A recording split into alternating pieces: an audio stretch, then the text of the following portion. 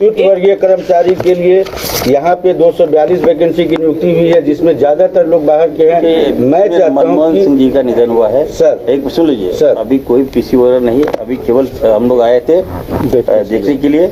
Review होगा, operation भी आज ही वेरिफिकेशन है सर, नौकरी की आज अगर हो जाएगी ना लिया जा रहा है, आज ही लिया, आज लिया। अभी 9 बजे रात में 955 सीटों की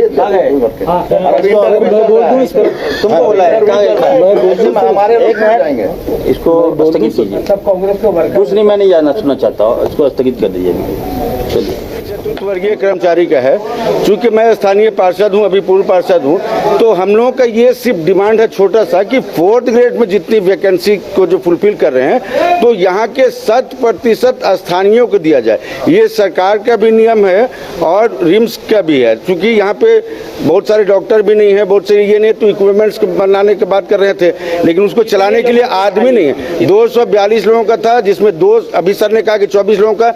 मैं आपको बताऊं 224 लोगों को इन्होंने फाइनल किया है, जिसमें बिहार और यूपी और संभल जैसे जगहों को लोग ले रहे हैं।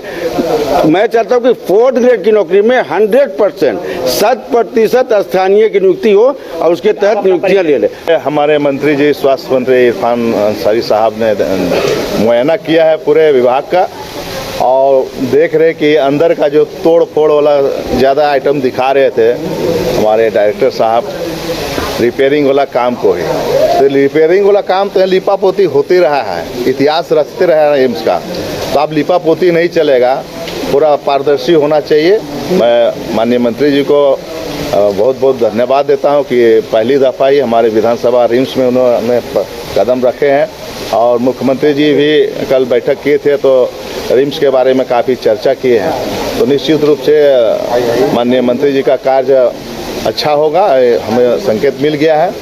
अभी हमने मुद्दा उठाया था रिम्स कर्मचारियों के बारे में, जो 2019 में विज्ञापन निकला था, उसके बाद कोर्ट हुआ था, LPA हुआ था, 565 केस नंबर था।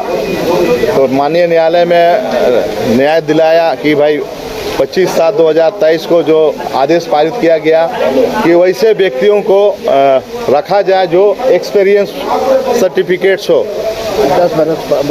10-12 बरस का, जिसमें हमारा स्थानीय लोगों का एक्सपीरियंस सर्टिफिकेट्स भी रहा, लेकिन किसी को डिसक्वालीफाई कर दिया गया है सर्टिफिकेट्स देने के बावजूद भी। और कल रात में 9 बजे रात में अधिसूचना जारी होती है कि 955 सीटों का बहाली होगी और उन अभ्यर्थियों का कागजात की जांच होगी, जिसके लिए 11 बजे आज समय दिया गया पहला तला में इंटरव्यू का। तो ये स्थिति जो है आनन फानन में लोगों का इंटरव्यू लिया जा रहा है। इससे क्या होगा कि हमारे लोग जो 20-15 सालों से जो काम कर रहे हैं, वैसे लोग छूट जाएंगे। इसलिए मैंने मंत्री जी को कंप्लेंट किया, अब मंत्री जी ने आश्वस्त किया कि ये इसको रोका जाए, और डायरेक्टर साहब को निर्देश दिया गया है। डायरेक्टर साहब ने मौखिक किया है कि इसको रोक देंगे। निश्चित रूप से झारखंड बना है झारखंडियों के लिए, तो यहाँ के लोगों के लिए भला होगा और हम भला करने का काम करेंगे। देखिए, ये कई साल से वैकेंसी चल रही थी और ये 4th क्लास के अपॉइंटमेंट थे। उसमें तरह तरह के सवाल उठ रहे थे कि फलाना पैसा ले रहा है, ढिकाना पैसा ले रहा है। तो जो मेरी शक्ति और विजडम थी, उसके हिसाब से मैंने एक अलग से कमेटी बनाई थी बाहर के एक्सपर्ट्स की। उसमें पहली बार केवल 4 अपॉइंटमेंट कर पाए थे और दूसरी बार 24, मतलब 28 अपॉइंटमेंट हम कर पाए थे। अभी कंटेम्प्ट ऑफ कोर्ट हो गया था, 3 बार हो चुका था, तो मुझे लगा कि भाई जो हो सकते हैं, कोर्ट को हमने जवाब दिया कि जो हो सकते हैं वो हम कर देते हैं, जो नहीं हो पाएंगे, जो क्राइटेरिया के हिसाब से नहीं आ रहे हैं, उनको हम मना कर देंगे।